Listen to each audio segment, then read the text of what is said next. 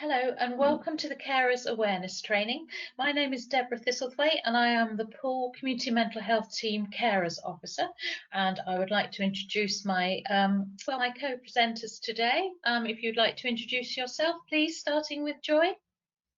Hello, I'm Joy Ford and I'm a peer carer for the Dorset Mental Health Forum and the chair of the Dorset Mental Health Carers Project. Hello, I'm Babs and I'm a carer peer specialist as well, and I live over in the east of the county and try to help people over in this way. So welcome to this online session. The aim of this session is to explore staff's understanding of the triangle of care and how we support carers, and we'll talk a little bit about confidentiality and support services that are available for carers, and at the end we'll give you some signposting of really useful information for carers that could be helpful for you. Okay, so our aim is to understand the triangle of care and to increase awareness of how better we can support and involve carers. And our objectives are to raise awareness of the needs of carers and opportunities to work together, to increase confidence in communicating with carers, dealing with queries, concerns and confidentiality, and to build understanding of where carers can seek further sources of help, which is the signposting section. Carers UK have done some interesting research during the COVID-19 pandemic, which we're currently all still working our way through, and it could be with us for quite some time. But they've done some research and they've come up with some very interesting facts and figures. The first one was that we know already that carers save the economy 132 billion per year, and that's an average of about £20,000 per carer. And Carers UK estimate this has really gone up because many carers are doing extra hours work now, because a lot of the support services that would have been supporting the person that they care for have been withdrawn. So we know that there's at least 4.5 million additional unpaid carers in the UK since the start of the coronavirus and outbreak, and that's probably still increasing. We know that there are about 2.8 million additional unpaid carers who are juggling work and care since the coronavirus, and that nearly 2.6 million people have given up work to care, which is equivalent to 600 people a day giving up a role that they may have enjoyed very much, which is really going to impact, I think, on our carers. And I know that many have said that work was a respite from their caring role, and if they're furloughed or they're not, or they've been made redundant, they're obviously they haven't got that outlet anymore. Next slide, please. Okay, so this is a carer's definition. So a carer can be anyone of any age who provides unpaid support to someone who couldn't manage without their help due to their illness, disability, frailty, mental ill health or substance misuse. So obviously as a carers officer I come across a lot of carers, and it's been really helpful for me to have linked in with my co-presenters, and you're going to hear their stories now and their first encounters with mental health services. So Joy, would you like to start? Yes, my first encounter was actually my son having a psychotic episode. I'd been trying to get help way before then, but no one could help him. He ended up in a psychotic state and was taken to a psychiatric hospital, and I knew nothing about psychosis. I'd never been in a psychiatric hospital before, and it was really confusing. I didn't feel welcome. I felt as if I was in the way. It was kind of scary because nobody actually spoke to you. I was told where Edward was, and he was in a little room of his own, and I can remember he was in hospital for about 4 months that time, and I visited him every single day. Even when I returned to work, I started going to see him after work on the way home, and I just felt like a ghost walking through the corridors because nobody acknowledged me. The people who did actually start to acknowledge me were other patients who recognised me and would nod or smile or say hello or something, but many of the staff just carried on as if I wasn't there. I felt really alone and helpless. I kept thinking a lot of the problems were my fault. I didn't know what was happening with Edward. Nobody would tell me. I found it really difficult just to try and speak to somebody and to find out. I had no idea how long psychosis lasted, whether he was going to come through it and come out the other side, whether he would have bouts of it again, or whether he was going to stay in this state for the rest of his life. Nobody could talk to me. I don't know how it was for you, Babs. Probably very, very similar, Joy. My first encounter was going back to 1993, when there was a burglary at our home, which my husband discovered, and that was the proverbial straw that broke the camel's back, as it were. And he became extremely ill almost immediately. I dialed 999. I didn't know what else to do. And two fantastic ambulance men came and sat with him. They immediately said, we can't take him to A&E. It's just not appropriate. They managed to find an on-call doctor. This all took hours. And then basically in the middle of the night, it wasn't in this area, it was over in Hull. We were taken by ambulance to a psychiatric hospital, which was modelled on the old asylum type place.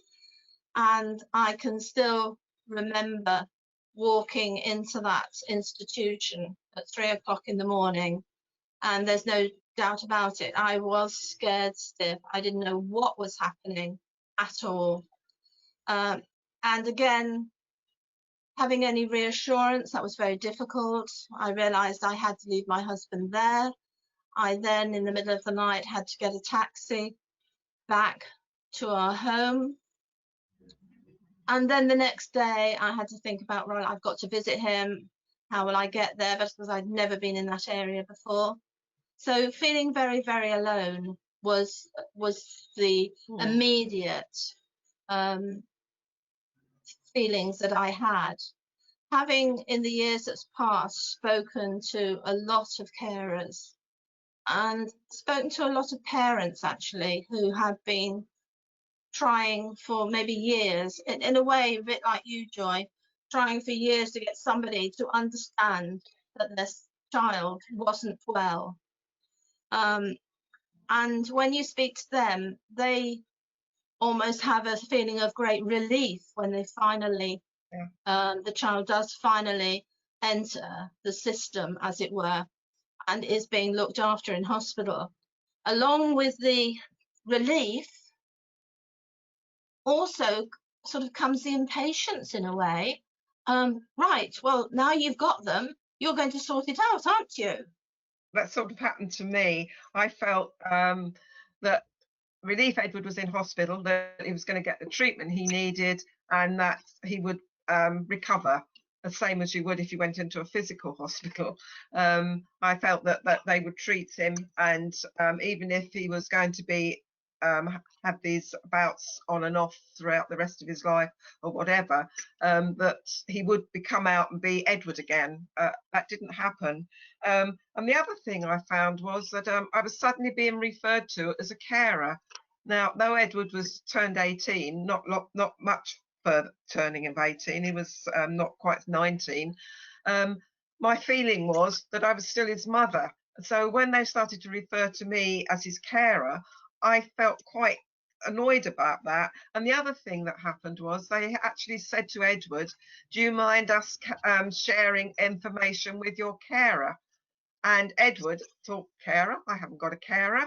If they'd have said, do you mind if we share the information with your parents, your mother, your father, anybody else he would, of the family would probably have said yes. But because they'd used the word carer, as far as he was concerned, he didn't have one, so he just said no. And that put us into an even more difficult position. I don't know if when you started to realise you were a carer. I didn't I didn't realise I'd been given this label for quite some time. I was probably, I don't know why, but I was probably lucky in the fact that they did treat me as the wife. They did treat me as a person who hopefully will be able to work with them to help him. And so I didn't have a label put on me immediately. I've realised since that yes, that label's there, and it's given to you by other people. It's not a label that you say, oh gosh, I want to be known as a carer. That's the last thing you want to be known as. And some people to this day will refuse to be called a carer. You know, it's a supportive adult, all sorts of other names they will come up with. The only reason that I explain that I agree to be called a carer is because that's what's in the legislation. Yeah, it makes sense. So we go with that. Yeah. The difference is, as a carer, and you get called being a carer, it's accepting it because people know who you are. But first of all, I think you're a relative. You're whatever you are to that person. You're their mother, their husband, their wife, whatever. Before the carer, that's a secondary name.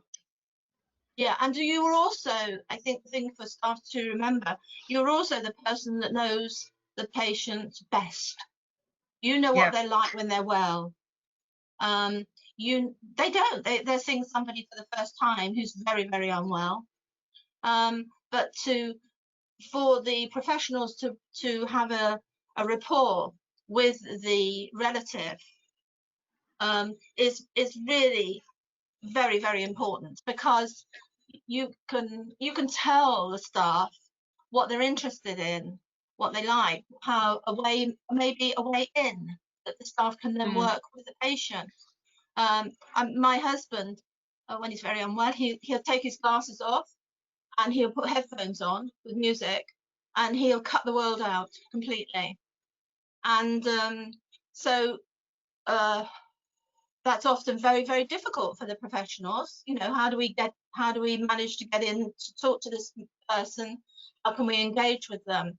Well, I can say it's absolutely no use whatsoever in trying to engage my husband and what happened to Bournemouth, and the fact that they are now not in the top flight of the football, etc.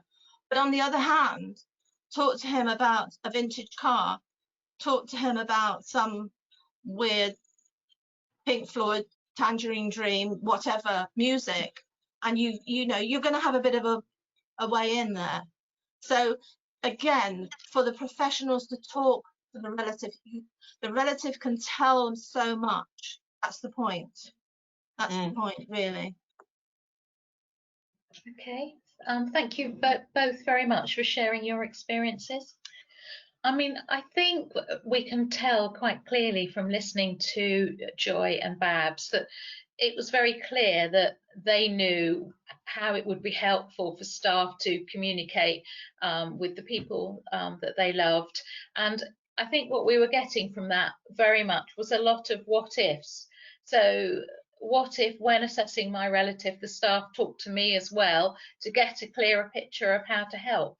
I mean, as they were both saying, they know the person when they're well, and so they can give a much clearer picture of how things are and how things need to be, what steps need to be taken.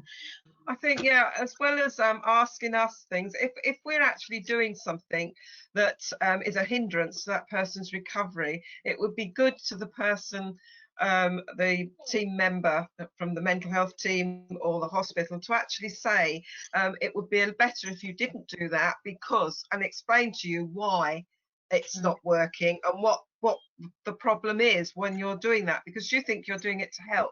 So it's sharing information and sharing things, and it's sort of, if you're going to make a phone call, make sure you do the phone call. Don't just say, well, I'll ring you and let you know. Just make sure you let people know. And we recognise when people are breaking down, we know the signs that they're becoming unwell again. And certainly with Edward's psychosis, one of the first signs was he'd put a bandana on and then his baseball cap.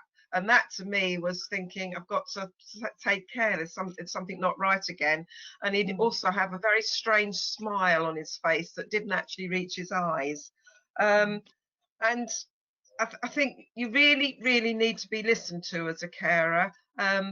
Twice I tried in the last month of Edward's life to get his CPN to listen to me, because it was really important. I knew how unwell he was becoming, and I was just dismissed as an over anxious relative. And yes, we are a relative, and yes, we do get anxious because we know they're becoming unwell. We don't have a book of instructions. We just recognize signs. Nobody tells us how to do this job, but we do understand the person we're caring for, and that's when we need to be listened to. And if I'd have been listened to, and that last time I tried to speak to his CPN, Edward might still be alive, because I wasn't listened to. He actually took his own life, and that's so important that people listen to relatives, because even if they are over anxious and it was not to be worried about and everything was all right, at least it may not have been, and you could have saved somebody. It's very important that staff are honest with relatives, and I appreciate that may be sometimes difficult for the staff to do, but I do think it's very, very important. And also, I've also heard from carers sometimes when their relative is taken into hospital, that they say, the staff say, I'm not allowed to visit for 4 weeks or something, and they don't know why, and they can't find out why. And that is truly, it's like a big slap in the face, a kick in the stomach, because all you're thinking about, I can appreciate this when I hear other carers telling me that they're worried that their relative thinks they've been abandoned because they're not going to see them. But what actually they're doing is behaving themselves. They're being told they're not allowed to go to the hospital, they're not allowed to see them, etc. And that can be very, very worrying, very worrying. So why can't the relative visit for so many weeks? Make sure that you tell them why. What is your reasoning behind it? Because let's face it, the one thing that the relative wants to do is for the person to be better. They want them to get well. And if it is explained in a way that they feel, yes, we're going down the right route here, this is what we've got to do, but maybe, can I write a little letter? Can I send a postcard once a week? Can I drop in a bar of chocolate to the ward, just so that one of the staff can say, oh, your mum brought this for you? Because it is very, very upsetting to a carer to think that their loved one thinks that they've been abandoned. That is horrible, really, really horrible. And as the relative, you want to keep those channels open. So as I say, even just to be able to drop a bar of chocolate into the ward that says that came from mum, or that came from your auntie, something like that, to show that you are still thinking about them. But don't exclude carers to the extent of that they end up feeling that their loved one is going to feel abandoned. Yeah, that's very, very important. So it's about really clear communication, isn't it? Which is what the triangle of care, it's all about. That, whatever decisions or plans are made about your loved one's treatment pathway, that you're really clear about the thoughts that have gone into that and why they're suggesting certain things. So yes, absolutely. And I guess if you're as a carer, if you're not sure, you have to ask, you know, to say, look, okay, I appreciate you might not be able to tell me, but could somebody ring me, or could I ring somebody to, could I ring and speak to the consultant? Could I come into ward round so I have a clearer understanding of why these decisions are being made?